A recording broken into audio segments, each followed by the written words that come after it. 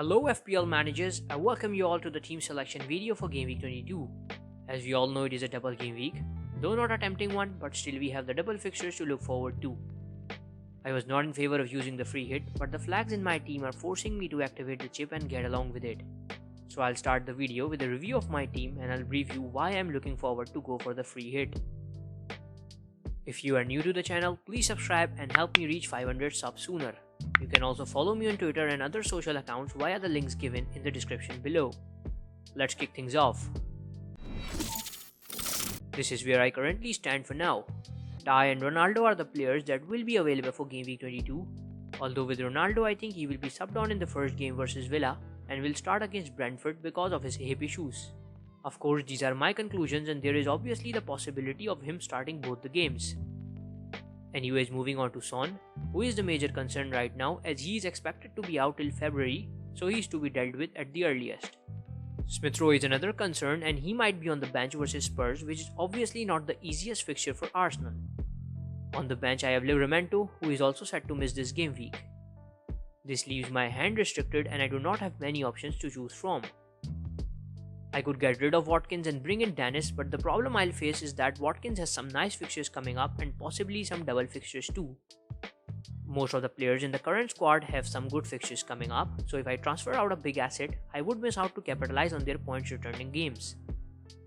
If the flags are no more to be seen before the deadline, I am intending to settle down with Madison only for Son. But the plan for now is to hit the free hit chip. Let's look at the draft. This is the draft that I prepared and I have explained each pick in detail in my last video, so if you haven't checked it out already, do that as I have left the link below. There might be one or two changes as I am considering some options instead of Lookman. Currently I did not find any, but I have been looking at Lennon and McAllister. Lennon will most probably take up the role ahead with Wood now leaving for Newcastle. His stats are not very impressive, but he plays two worst defenses in the league.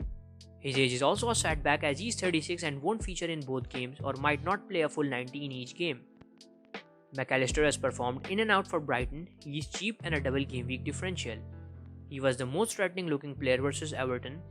His fixture versus Chelsea is stopping me from jumping towards him, although Chelsea have been out of form but they may still manage to keep a clean sheet versus Brighton.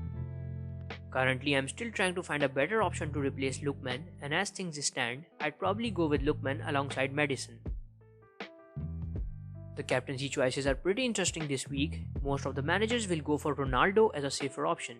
Some are even fancying King and Dennis over Ronaldo. I personally am tempted towards Madison. His stats have been impressive and his form has been similar too. 29 points in last 3 games while he blanked versus Liverpool. His stats are visible and they do look fascinating.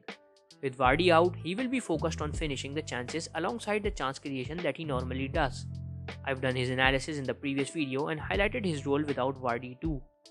So this is my team selection for Game Week 22. Of course the changes are not locked in and any alterations in the plan will be conveyed to you on Twitter. I'll wind things up with some important tips regarding the current crisis and how to tackle them. You can see these tips on my Twitter handle. Here I'll brief you about each one. Starting with the squads, what I mean here is that news will play a vital role. If you have the knowledge about squad availability, you would refrain from transferring in players that are likely to be a victim of postponement. You can see squad related news on Sportsmole, OneFootball and FootMob. This will only reduce the risk as none of us can predict the possibility of a player catching COVID or sudden COVID cases in the squad. The double game week players are to be preferred and that's pretty straightforward. An important thing for now is to have a strong bench. This is the best way to tackle postponements with good options on the bench. This can only be done by reducing the amount of premiums in the team and allocating the budget wisely.